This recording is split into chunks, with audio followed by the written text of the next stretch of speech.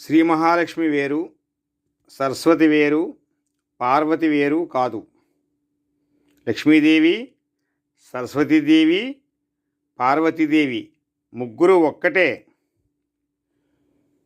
గీర్ధీవతీతి, గడధ్వజ, సుందరీతి, శాకంభరీతి, శశిశేఖర వల్లభేతి అని కనకదార స్తోత్రం కీర్తించింది.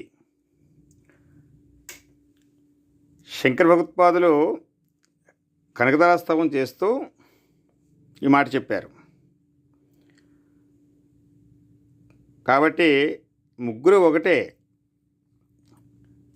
మీరు ఈ రూపంతో చూస్తే ఆ రూపంతో కనపడుతూ ఉంటారు. అంటే ముగ్గురు ఒకటే అంటున్నారు కదా, మరి లలితాదేవి మళ్ళీ వేరా, లేకపోతే చండీదేవి వేరా, రాజరాజేశ్వరం వారు వేరా? కాదు, అందరూ ఒకటే.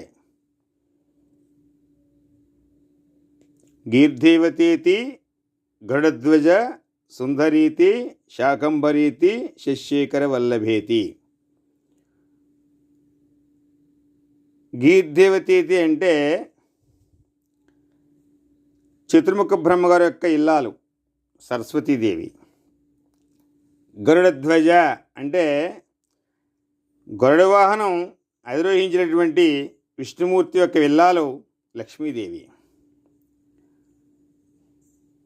శశిశేఖర వల్లభేతి అంటే తలపై అర్ధచంద్రాకారం ధరించినటువంటి ఈశ్వరుడి కిల్లాలు పార్వతీదేవి.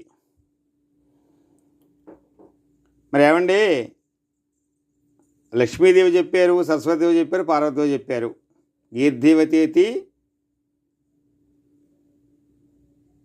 గరుడధ్వజ, శశిశేఖర వల్లభేతి అని ముగ్గురు పేర్లు చెప్పారు, బాగానే ఉంది. మరి సుందరీతి, శాకంభరీతి ఎవరు? ఇప్పుడు చెప్తాను మీకు. గీర్ధీవతీతి, గరుడధ్వజ, సుందరీతి, శాకంభరీతి, శశిశేఖర వల్లభేతి. ఈ సుందరీతి, శాకంభరీతి ఎవరు అంటే, ఒకానొకప్పుడు దుర్గమాసురుడు అనే రాక్షసుడు బ్రాహ్మణులు వేదం మర్చిపోవాలని చెప్పి వరాన్ని కోరుకున్నాడు. రాక్షసుల కోరికలన్నీ కూడా చాలా విచిత్రంగా ఉంటాయి. హిరణ్యకశిపుడు చూడండి, ఇంట్లో చచ్చిపోకూడదు, బయట చచ్చిపోకూడదు, గాలిలో చచ్చిపోకూడదు, నీటిలో చచ్చిపోకూడదు, అగ్నిలో చచ్చిపోకూడదు, రాత్రి చచ్చిపోకూడదు, పగలు చచ్చిపోకూడదు, చాలా విచిత్రమైన కోరికలు. అలాగే దుర్గమాసురుడిది బ్రాహ్మణుల వేదం మర్చిపోవాలని చెప్పేట్టు కోరిక. దుర్గమాసురుడు ఆ కోరికను కోరాడు, బ్రాహ్మణుల వేదం మర్చిపోవాలని. అప్పుడు బ్రాహ్మణులంతా కూడా వేదాన్ని మర్చిపోయారు. మర్చిపోతే వేదము ఈశ్వర ప్రోక్తము. వేదం ఒకటి, ఈశ్వరుడు ఒకటి కాదు. ఈశ్వరుడు ఒకటి, వేదం ఒకటి కాదు. ఈశ్వరుడే వేదముగా ఉన్నాడు. కాబట్టి ఎప్పుడైతే వేదం చదవటం బ్రాహ్మణులు మర్చిపోయారో కరువు కాటకాలు వచ్చినాయి. వేదం లేని చోట వర్షాలు ఉండవు, వర్షాలు లేని చోట పంటలు ఉండవు, పంటలు లేని చోట ఇంక మరి ధాన్యం ఏది లేదు, అలాగే పశువులకు గడ్డేది లేదు. మనుష్యులందరూ కూడా పడిపోయారు, జంతువులన్నీ పడిపోయి, చెట్లు కూడా పడిపోయి. ఎవ్వరికీ వేదం స్ఫురణలో లేదు. అది దుర్గమాసుడు యొక్క కోరిక.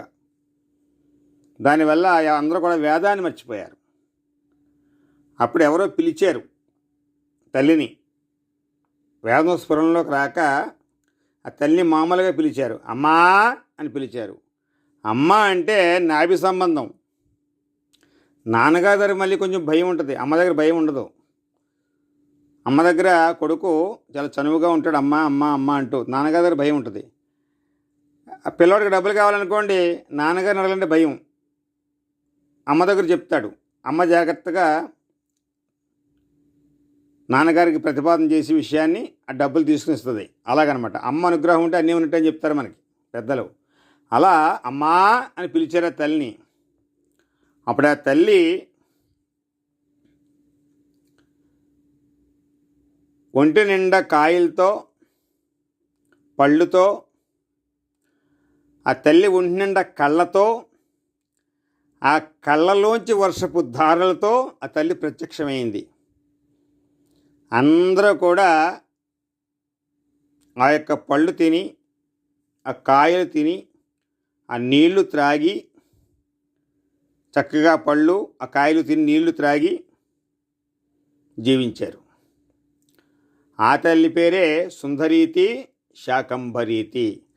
ఒంటినిండా కాయలతో, పళ్ళతో, ఒంటినిండా కళ్ళతో, ఆ కళ్ళలోంచి వర్షపు ధారలతో వస్తే ఆ పళ్ళు కాయలు తిని ఆ నీళ్లు తాగి అందరూ కూడా మళ్ళీ బ్రతికారు. అందుకే తల్లి పేరు శతాక్షి. అందుకే చూడండి, అమ్మవారికి పళ్ళుతోటి, కాయలతోటి అలంకరణ చేస్తూ ఉంటారు. ఆవిడే సుందరీతి శాకంభరీతి, శతాక్షి అమ్మవారు. ఆ తల్లి అంత కరుణామయి మా అమ్మ. ఆ తల్లి ఎక్కడుంటుందో ఆ తల్లి సుందరీతి శాకంభరీతి అంటే ప్రతి చోట ఉంది, ప్రతి గ్రామంలో ఉంది తల్లి. ముత్యాలమ్మగా ఉంది, దుర్గమ్మగా ఉంది, పొంతుల ముసలమ్మ తల్లిగా ఉంది, దానమ్మ తల్లిగా ఉంది, తలుపులమ్మ తల్లిగా ఉంది, దేశలమ్మ తల్లిగా ఉంది, మావుళ్ళమ్మ తల్లిగా ఉంది, చండీదేవిగా ఉంది, చాముండేశ్వరి మాతగా ఉంది, దుర్గామాతగా ఉంది, జలదుర్గమ్మగా ఉంది, లక్ష్మీ పార్వతమ్మ వారిగా ఉంది, మొగదారమ్మగా ఉంది, బండిముచ్చలమ్మ తల్లిగా ఉంది, పైడిమారమ్మ తల్లిగా ఉంది. ఆ తల్లి అనేక రూపాలతో మనకి దర్శనమిస్తూ ఉంటుంది, మహాతల్లి.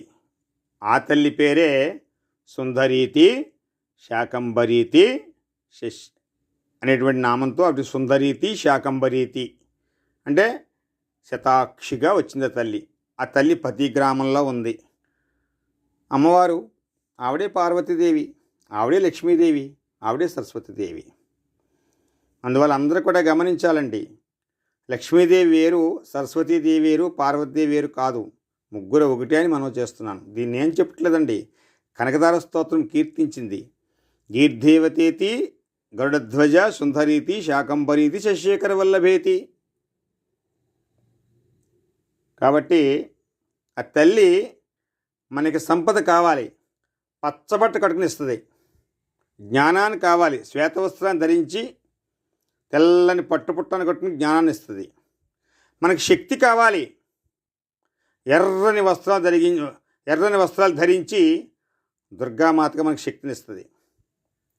కాబట్టి లక్ష్మి, సరస్వతి, దుర్గా మీరు ఏ పేరుతో పిలవండి ఒకటే. లక్ష్మీ, సరస్వతి, పార్వతి ఒకటే, లక్ష్మీ, సరస్వతి, దుర్గా ఒకటే. అలా మీరు ఏ పేరుతో పిలవండి, ఆ తల్లి ఒక్క తల్లే అనేక రూపాలతో కనపడుతూ ఉంటుంది. సర్వే జన సుఖినో భవంతు, సమస్త సన్మంగళాని భవంతు, నిత్య శ్రీరస్తు, లోకా సమస్త సుఖినో భవంతు, సర్వే జన సుఖినో భవంతు. సర్వం శ్రీ ఉమామహేశ్వర పరబ్రహ్మార్పణమస్తు. స్వస్తి.